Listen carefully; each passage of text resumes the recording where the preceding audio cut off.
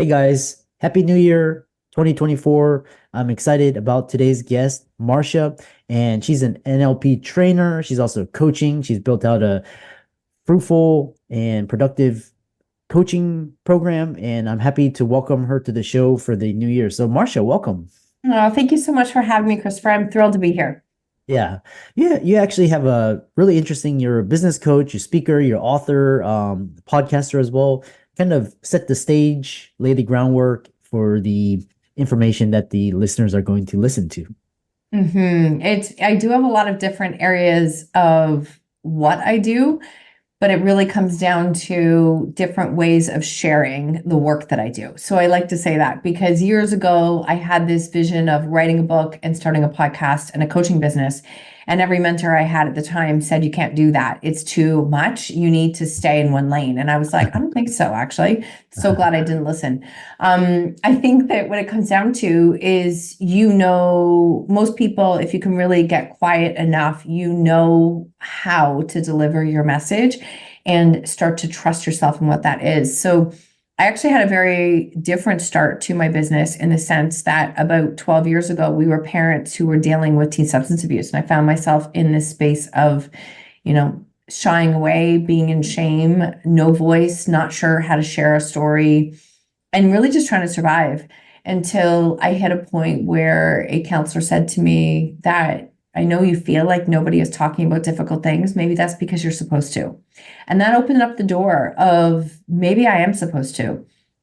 Uh-huh. Shortly after that, it started some speaking engagements, some small speaking engagements, to a few collaborative chapters, to my own book, then to a podcast, to the work that I get to do today and building out like a coaching certification and helping authors to share a story, all came from the worst experience of my life. So sometimes what we're experiencing feels like it makes absolutely no sense when actually the skills that you're learning during that time, they're actually very valuable. Mm, yeah. I love the business podcast. I love these kind of, fine themes, and one of them's embracing vulnerability, especially, your journey through teen substance abuse. And how did you navigate the vulnerability required to, share such deeply personal experiences and advice for others? That's such a fantastic question. And anybody who might look at it and think, okay, that's easy for her. I don't think I can. I encourage you that you can. You find your own way to use vulnerability. And for me, probably well over a decade ago, I heard Brene Brown's talk on vulnerability. And then I was like, oh, that actually makes sense. Maybe that actually is something, like, it did make sense. I didn't know how to do it. And really the thing is that in order to be vulnerable, you have to allow yourself to be seen and heard. That means you have to shift from a point in your story where you're angry, frustrated, seeing yourself as a victim because no change comes from that space, and be willing to see yourself as, allow others to see you. So that was really the shift that I had to come through.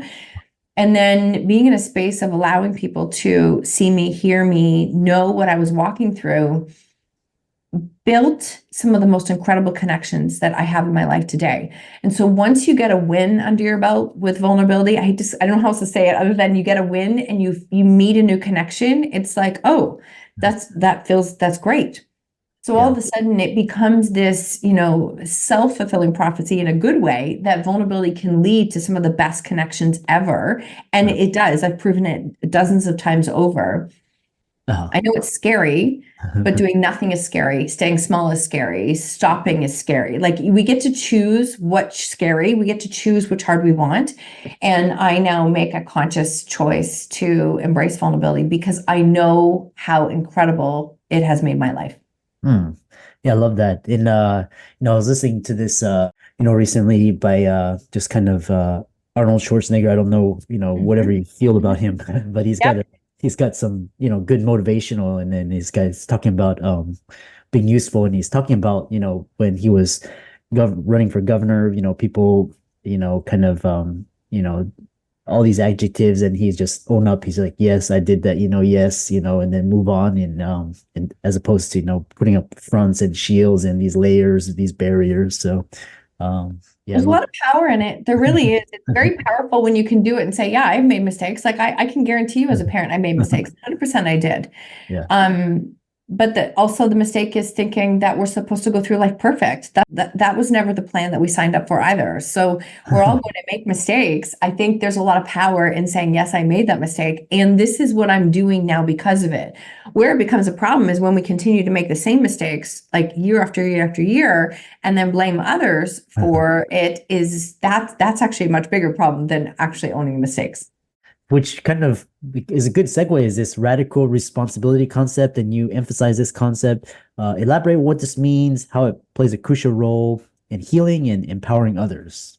It is literally everything. I cannot say it enough. It is literally everything. I was learning the tools of NLP, and I'll explain that briefly. Neuro-linguistic programming probably 10 years ago when I started to understand what radical responsibility was. And what that means is that I take ownership for every single aspect of my own life. And that means like not sitting in blame victim mindset, waiting for everyone else around me to change so that my life can change. It's like taking full responsibility for myself. And so the words that I started to use over a decade ago were like, that's not my choice. That's not my choice. If I sit in a space of I spend every ounce of energy I have all day long owning everybody else's choice, which I can't do, and trying to make them make changes, and I don't take any ownership for myself, no change will ever happen. So all change comes from us personally, us first. And that's like us leading ourselves, making those decisions, taking full responsibility. So when I'm in a point in my life where things are not going the way that I want, I almost always, the first thing I do is I stop and say, what am I doing for myself right now? How am I taking responsibility? And I guarantee you every single time it's like, oh, I'm not. I'm actually not. That's why I'm in this space. Now, the trick is, it's very important to take responsibility. But as humans, we tend to skip a step in between there. We shame ourselves, we judge ourselves, we criticize ourselves, and then we keep ourselves stuck.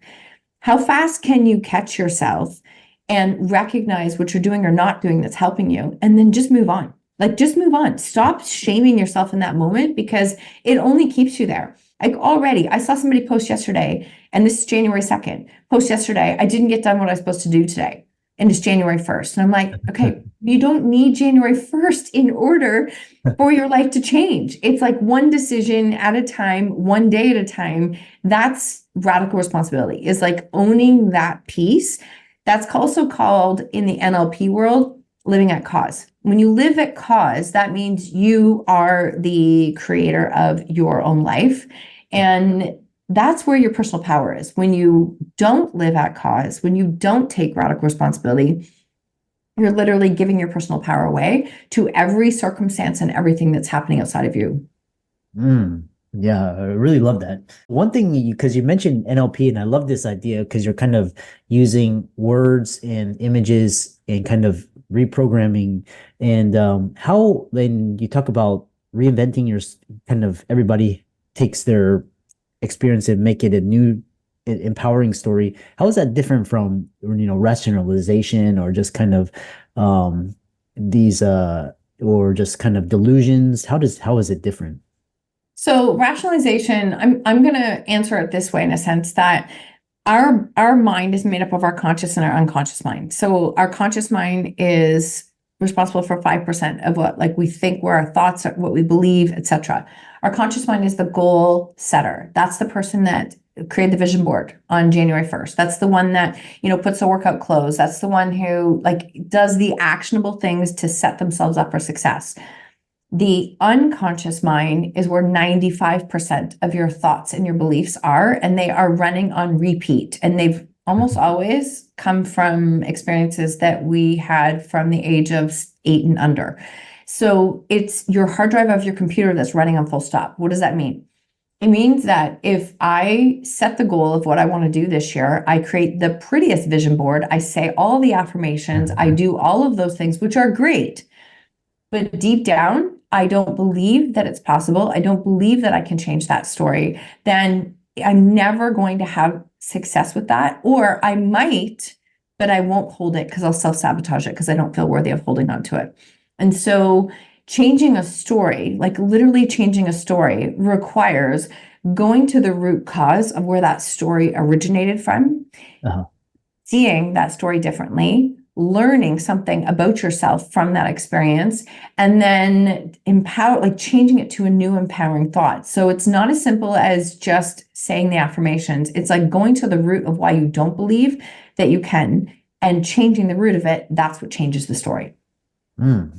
Yeah, very powerful. And I love that. I love how we can basically kind of really consciously choose, how we interpret our lives. The other question is, with sharing vulnerable stories, you get criticized. And how do you manage the negative feedback, the naysayers, the haters, all of that? Well, they never stop. I just want people to know they don't stop. They actually don't stop. And I'm very open with my community that when I get those comments, I share them. I don't share the person's name, but I will share them because I want them to know that this will continue. As your message continues to reach more people, you might trigger the crap out of people, which is going to only bring those people to the forefront. There is nobody who's doing what you are doing now or more than what you are doing now who is going to take the time to go onto your post and criticize what you're doing. It's always going to come from somebody who's not doing what you're doing. And so that's really important to understand because there is no author who is going to take the time and go and write a really crappy comment on a potential author's post because they don't have time for that. So the comments are coming from people who are triggered by what you're doing, who don't see that as possible for themselves, or they're concerned with how they are going to look in your story. That's another big piece of it. Sometimes it really has nothing to do with you. It has everything to do with somebody else. So those are some of the questions I always give to clients, is just to be aware of that. I think if you always lead with the intention of that you want to do something good with your story and help somebody else out, it will reach the people that it's meant to reach, even if it triggers the crap out of some people along the way. And the last thing I will share on this that is really crystal clear, I would love for everybody to ask themselves this question. What was the most recent negative thing you thought or said to yourself?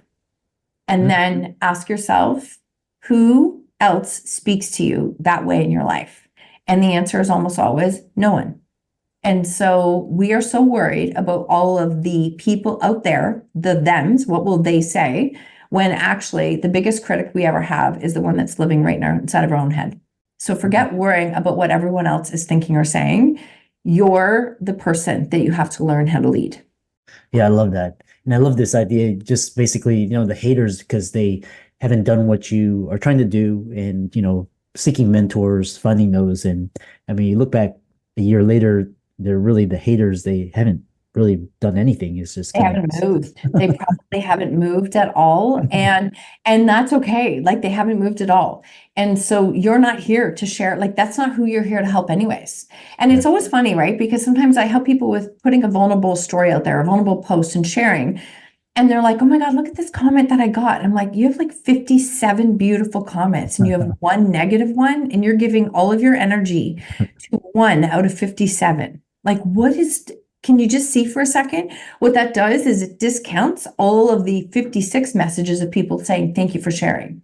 Mhm. So it's really, we get to choose what we focus on, right? That negative never really goes away. Just like in our everyday life, I could sit and watch the news all day. I'd be very depressed and I would probably not be doing anything towards moving myself forward. So I get to choose what I am taking in. This is a big part of how our mind works. The faster you can consciously be aware of what you are taking in subconsciously every single day is actually how you start to create change. You have to interrupt those patterns because that is what's blocking you from creating change. Yeah. Yeah. I really love that. And then kind of moving on this, with these transformative moments, kind of as a ending to it, you've mentioned there's a turning point when people will realize their experiences are not just their own and can serve a greater purpose, and kind of share a moment in your journey where this was strong and how it influenced you. I love that question. There's so many, but I can say that when my counselor at that time said, maybe you're the person who's supposed to talk about it, I remember thinking, like, that is absolutely crazy. And what if I am? What if I could actually do something good with the worst experience of my life? What if I'm actually, and I started asking different questions. That's how you open up your subconscious mind. What if I am here to do something else with this? And I have connected with people from all over the world, like literally all over the world. I've been so incredibly grateful for that. I will always go back to the fact that there is one girl in South Africa who was looking for a podcast to, help to change her mindset. She was a survivor of human trafficking. She was very clear in saying, I'm not a victim, I'm a survivor. Mm. We connected through the process and we were able to get her story published in one of the books that we did. We had a GoFundMe, they paid for the whole thing. Like, her story's out there. She's built a foundation. She's working to speak at the UN. She did all the work. I'm not owning any of that. But I know that my story sparked a light for her of what she could do something good. And that's the beautiful thing. We are so worried about sharing who we are authentically because of who are the people in our life today, when actually that's not who your story is even for. It's actually not even for them. It's for people you haven't met yet. And when you start to connect with those people and see the fruits of being vulnerable and what can happen, it opens up so many doors. Yeah. I love that. What a fantastic way to end. How can people find out more about you and the work that you do? You can find me anywhere at Marsha Van W, because my last name is very long. So Marsha Van W is my website, my Instagram, my TikTok, everything is that. And I help people to really shift their stories, become published authors, build the coaching business, become an NLP practitioner.